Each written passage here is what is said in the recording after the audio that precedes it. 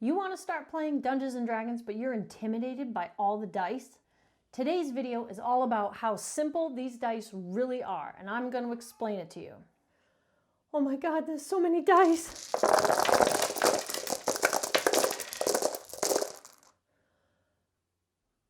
Welcome to Kristen's Epic Adventures. Today we're going to explain the Dungeons & Dragons dice system. If you love Dungeons & Dragons content and role-playing content just like this, make sure you hit the subscribe button and that notification bell so you know when new videos are posted. Let's get into it. Did you know to play Dungeons & Dragons, you only need 7 dice? Now, they have many more sides than your traditional 6-sided dice. One of them even has less.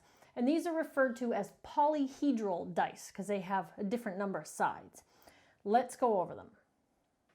FYI, when I say D12, D20, the D refers to die and the number refers to how many sides on that die. So when the Dungeon Master asks you to roll a D20, you're going to roll that 20-sided die. When he asks you to roll a D6 or a D8, you're going to roll the 6-sided or the 8-sided die. Pretty easy, right? When you play Dungeons & Dragons 5th edition, your dice set is going to include a 4-sided die, looks like a little pyramid. Don't step on these, it hurts. A 6-sided die, very similar to what you're used to playing board games and games with. An 8-sided die, a 10-sided die, a special 10-sided percentile die that we will go over, a 12-sided die, and a 20-sided die. Now this 20-sided die is the most popular one that you're probably going to use most often. And that's it. Those are all the dice you need to play Dungeons & Dragons. Now, if a Dungeon Master tells you to roll 4d6 or 2d10, that means they want you to roll 4 6-sided dice all together and add them up. Or 2 10-sided dice together and add them up. It's okay if you only have one set. You can roll them individually and add them up as you go. Now, you may be thinking, how am I going to remember when to use all these dice? Well, don't worry, you don't need to. Your Dungeon Master is going to let you know when you need to roll for things. Now, I'm not saying that you shouldn't at least be familiar with your character and know how the mechanics of your character work. It's also not the Dungeon Master's job to memorize everybody's characters and the special abilities and the dice that they use, but you will have that noted on your character sheet when you create your character. You don't have to memorize that if you're a bard and you have bardic inspiration dice, that's a D6. You are going to have it written right on your character sheet that bardic inspiration uses a D6. You don't have to memorize these things. Now again, most of your rolls are going to use the D20, a 20-sided die. The numbers go from 1 to 20 on this die. You're going to use this for ability checks, skill checks, attack rolls, spell attack rolls, and even death saves. This is the die you're probably going to be using, I'd say about 70 to 80% of the time. If you want to cross the room and go inspect a chest for traps, you're going to use this 20-sided die and add a modifier.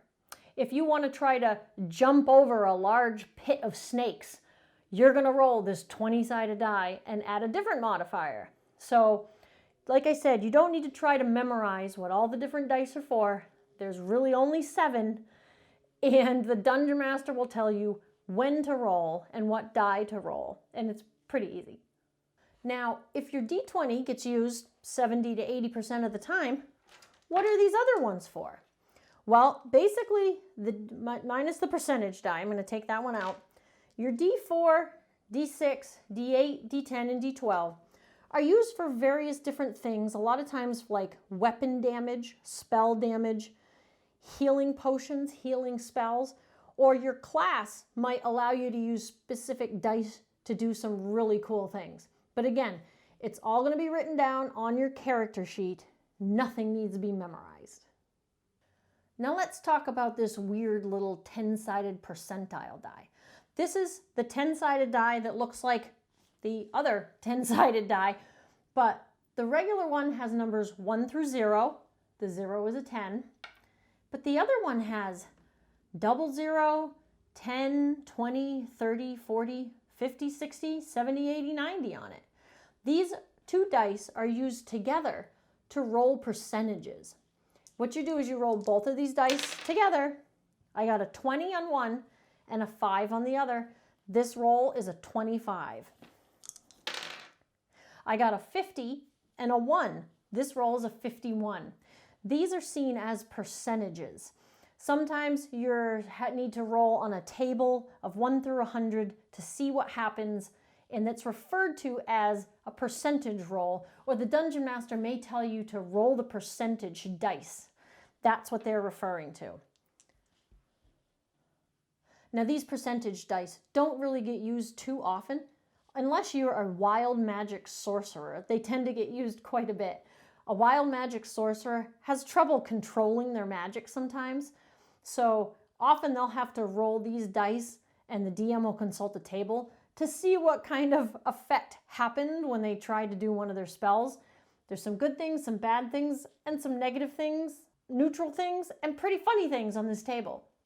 So an example of some of these dice that get used for some of your classes all the time and the special abilities they have are things like the D6, which gets used by your bard all the time for bardic inspiration. Bardic inspiration is when your bard gives the other players one of these D6s to use in their rolls to add to it. It's a pretty cool trait. You've also got the Battle Master fighters that have a pool of superiority dice that they can spend to do all different things.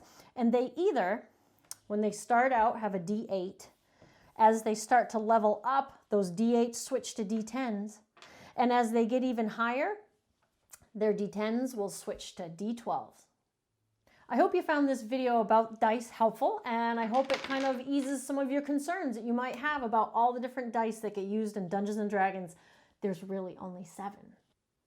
Hey, could you do me a favor, and if you got value out of this video and you enjoyed this content, could you go ahead and hit that like button and give us a thumbs up? And if you want more D&D content like this or RPG content, make sure you subscribe to Kristen's Epic Adventures, hit that notification bell so you know when new videos are posted, and we'll see you next time. Make sure you go have an epic adventure.